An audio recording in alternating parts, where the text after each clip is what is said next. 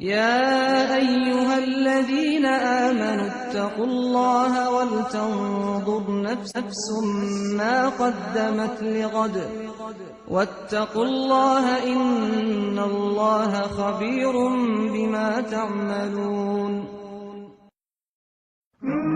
adduunyada si walba ay u dheer tahay waa midii soo gaabataa, si walba ay u weyn tahayna waa mid liidataa. waxaa imaan doona maalin lagu geyn doono firaashkaagii dhabta ahaa. waxaad doonay inaad macsalaamayso carruurtaadii laakiin ma awoodid. waxaad doonay inaad macsalaamayso reerkaagii laakiin ma awoodid. xaaladdiina waa ay isbeddeshay saacaddaa la joogo. maalinta indhahaaga la soo dabooli doono, garabkaagii gacmahaaga laisku keeni doono. waxaad doonaysaa inaad hadashid laakiin ma kartid. waxaad doonay inaad wax tidhaahdo laakiin ma kartid. oo sakaraadka dhimashadu waxay ku imaan doontaa xaq. waxa kanina waa waxii aad ka memeerayseen. oo suuka waa la afuufi doonaa. taasuna waxay ahaan doontaa maalintii xaggeeda digniinta laga bixinayay, waa maalinta qiyaamaha ah. oo naf walibaa waxay la imaan doontaa malag si ay u hoggaamiso isaga qofkaasi malagga ayaa ku markhaati furaya. walaal alla ka cabso oo naftaadu ku oy intaanan korkaaga lagugu booyin. oo nafihiina ilaaliya intaan laydin xisaabin. oo nafihiina ka yeela kuwa daacad fala intaanan garabka laydinku qaadin. oo u diyaargarooba dhimashada intaanan cod dheer lagugu naadin. oo aadan dhihin rabbigaygiioo dib ii celi. suuragalna ma noqon doonto maalinta. haa wallaahi walaal, waxaa qasab ah inaad ka tagdo dunidan. wakhtiga oo dheeraada ama soo gaabta waxaa imaan doonta maalintaasi oo aad nolosha macsalamayn doonto. laakiin walaal alle ayaan kugu dhaariyee, sidee ayay ahaan doontaa xaaladda markaasi? saacaddaasi aad ka tegi doonto dunidii, markaasi oo dadka ay ka dibdhacaan toobada, runsheegista iyo u diyaargaroobidda aakhiro. si walba ay rajadu u dheer tahay, alla weyne wuxuu yidhi, ee u daa inay wax cunaan oo raaxaystaan, oo u daa inay ku mashquulaan hididiilo been ah. way ogaan doonaane dhammaan waa ay dhiman doonaan ilaa iyo sharaf badnaha sareeyaha maahee. wax kastoo dhulka korkiisa way halaagsami doonaan. oo wejiga rabbigaaga weynaanta iyo haybadda badan baa waari doona weligii. dhammaan wax waliba waa ay dhiman doonaan. maxaa yeele alla weyne wuxuu ku yidhi nebigiisa moxamed sala allahu calayhi wasalam, xaqiiqdii adiga moxamedow sala allahu calayhi wasalam waa dhiman doontaa, oo xaqiiqdii iyagana waa ay dhiman doonaan. sidaas oo kale alla weyne wuxuu ku yidhi nebigiisa moxamed sala allahu calayhi wasalam, ma aanan siinin qofna waarid horta adiga moxamedow sala allahu calayhi wasalam, ee haddii aad dhimato ma iyagaa waaraya oo noolaanaya weligood. naf waliba waa tii dhadhamisaa dhimashada. walaal suurayso nebiga naxariis iyo nabadgelyo dushiisa ha ahaatee oo sakaraad ka saaran yahay. walaal suurayso nebiga naxariis iyo nabadgelyo dushiisa ha ahaatee oo sakaraad ka saaran yahay. gabadhii nebiga faadima allaha ka raali noqday waxay aragtay aabbaheed oo sakaraad ka saaran yahay. markaasi ayay tidhi, alla aabbahay kurbaa saaranay, alla aabbahay kurbaa saaranay, alla aabbahay kurbaa saaranay. markaasi ayuu ku yidhi nebiga sala allahu calayhi wasalam, laysa calaa abiika karba alyowm, aabbahaa maanta kadib kurba ma haynayso.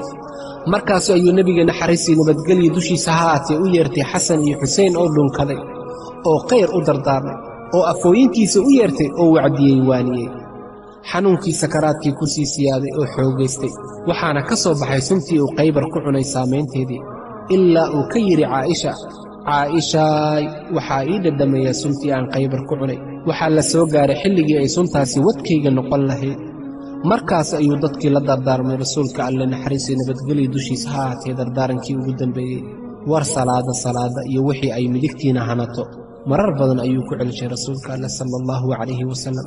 sakaraadkii baa ku sii siyaaday oo markaasi caaisho dhabteedii ku tiirisay. markaasina waxaa hortiisa yiilay weel yar oo biyo ay ku jiraan, oo gacanta gashaday, wejigana marsaday isagoo leh, laa ilaaha ila allah inna lilmowti sakaraat, laa ilaaha ila allah inna lilmowti sakaraat, laa ilaaha ila allah inna lilmowti sakaraat.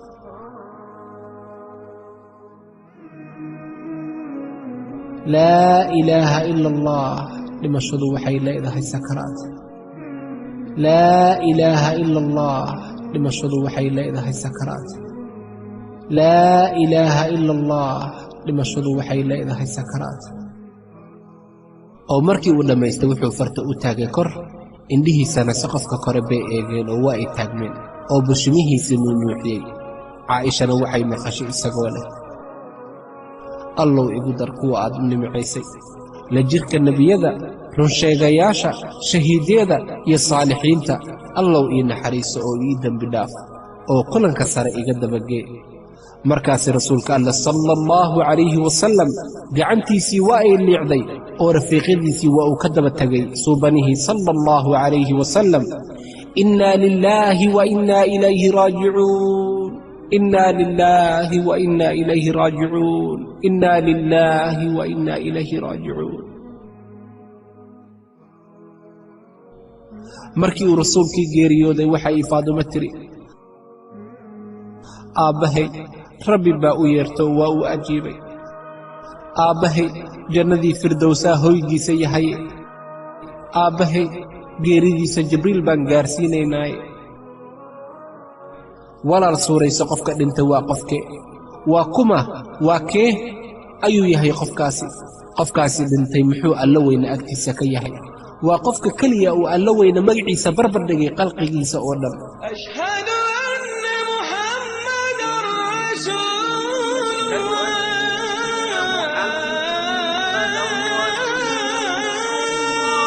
أشهد أن محمدًا رسول الله.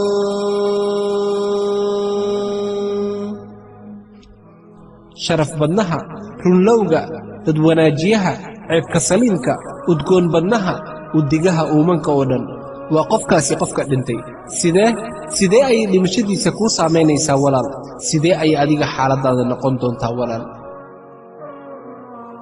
dhammaan waa ay dhiman doonaan ilaa iyo sharaf badnaha iyo cizi weynaha alla weyne subxaanahu wa tacaala. alla ka cabsada addoommadii allow. cimriga si walba uu u dheeraado waa mid gaaban doona. adduunyada si walba ay u dheer tahay waa mid liidataa. walaal xasuuso markay kuu imaan doonaan munkar iyo nakiir, sidee ayay xaaladaada noqon doontaa?